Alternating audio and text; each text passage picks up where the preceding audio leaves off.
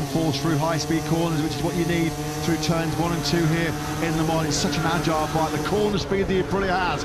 Is Martin going to be close enough to strike on Acosta into the first chicane? You bet he is. Seizes the inside line. Beautiful move that by Martin. He'll just drop across the nose now of Acosta, blocking the exit speed of Acosta, who just would have had to chop the throttle there. Broke Acosta's momentum as well. Brilliant work that. Tactically superb by Martin. He's second and the win looming.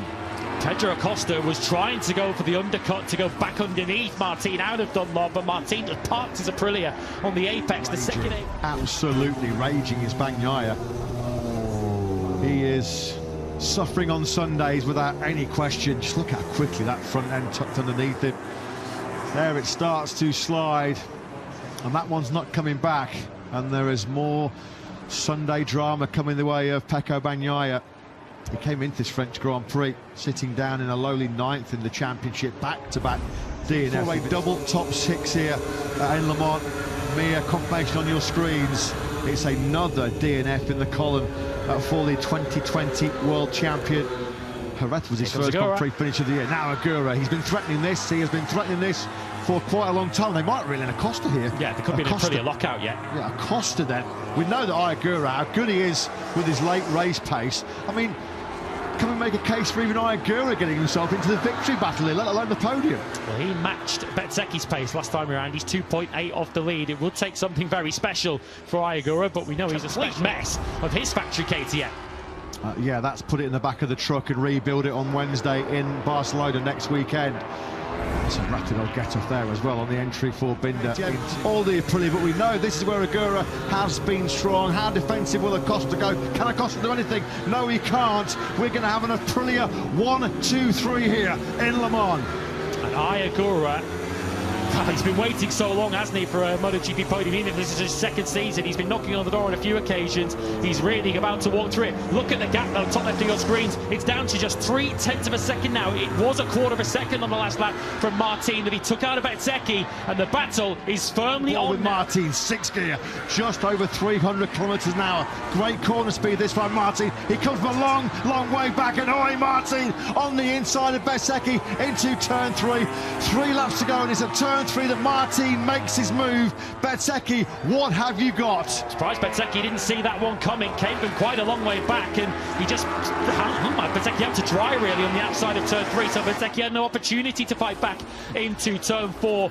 Does he have anything by way of a counter-attack? He's 7, back at the front though. Bezzecchi has got nothing. Marco Bezzecchi has got nothing to counter this onslaught from Jorge Martin, and it has been an onslaught. Yeah, he came, remember, from over 2.5 seconds back earlier on in the race. He was 7th, wasn't he, for so much of the early stages. He stayed patient. He's made the moves when he could. They've all been very clean, and in the end, he's going to be rewarded if he can hold this. Jorge Martin's about to start the last lap. He's on the last lap.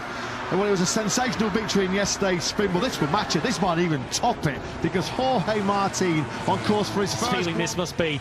He's not won a Grand Prix since winning the World Championship. Jorge Martin, your time has come again. It really has. He has been undoubtedly quite phenomenal in France here this weekend after a brilliant sprint win from the 3rd row. Jorge Martin wins the French Grand Prix here in Le Mans for the 2nd time in 3 seasons. He completes a dream double. Winner of the sprint, winner of the Grand Prix, his first Grand Prix success since Mandalika in 2024.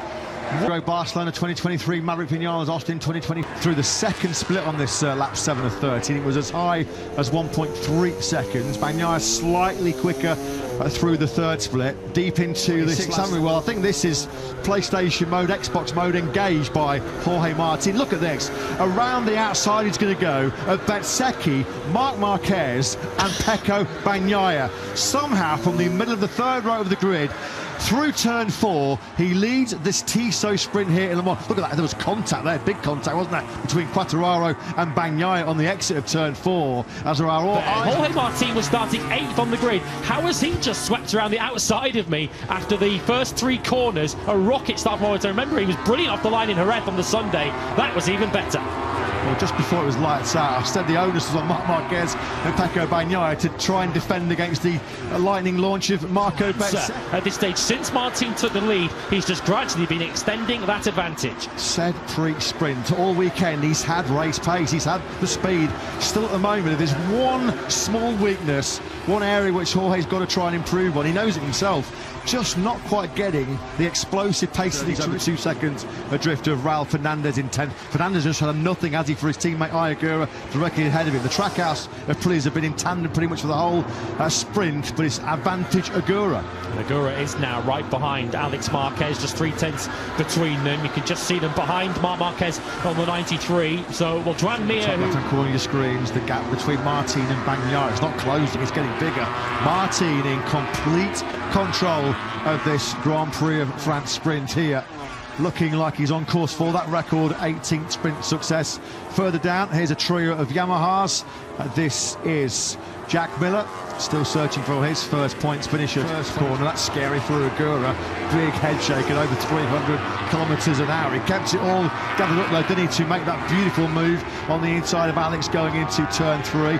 Brother Mark, well, stop there, hasn't he? Second place, let's not forget. Marc Marquez started the sprint. Oh, who was that? Was that Alex? I think that might have been, was it Alex Marquez who's gone down? Just behind him, I think, who went down. Yellow flags naturally have come out in the second sector. It was Fernandez. it was Raul Fernandez, who drops out. So we've lost the trackhouse Prix, who was just outside the points. And it's not been Raul Fernandez' finest Saturday.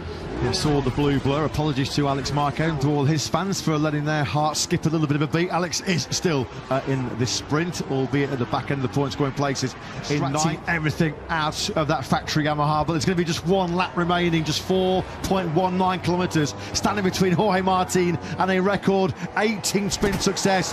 Focus is the key word. Marc Marquez has dumped it again. Well, this has been... That's a mess as well. That's a real mess. Marc Marquez, well, he's had some massive crashes of late. The big crash in practice in Austin, the high-speed crash out of second place behind brother Alex in the Grand Prix of Spain a couple of weeks ago. Is he going to high-side it? Oh, dear me. And more misery. It was all out of shape, wasn't it, going in? Lost the front initially, and then the rear grips, and this, he's just along for the ride. Passenger here goes Marc Marquez, and this is another monumental get-off for the reigning world champion. You can see the airbag is deployed. It's another absolutely wrecked and trashed factory Ducati GP26. Marc Marquez's day here in Le Mans started in blistering form with an all-time lap record. It ends, though, in more disaster. The world champion crucial points. What is going on with Marc Marquez? Hopefully that's as bad as it's got.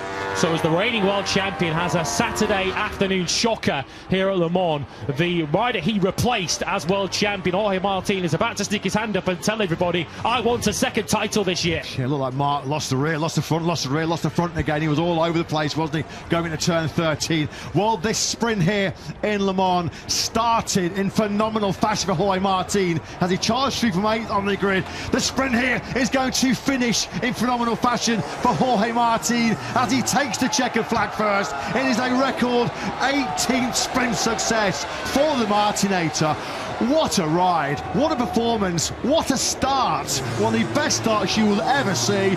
Take a bow. Jorge Martin, he does take the checkered flag, 1.1 seconds clear of Pecco Bagnaia, second from pole position for the factory Ducati rider. That's now 3 successive second places in sprint. The circumstances as the previous 2 when he led from the front. He certainly didn't on this occasion. An extraordinary afternoon, an extraordinary start, and then he had the pace to break away. Jorge Martin's crew chief, Daniele Romagnoli, is with Jack. Well, Daniele, I mean, what a start that was. The launch itself, the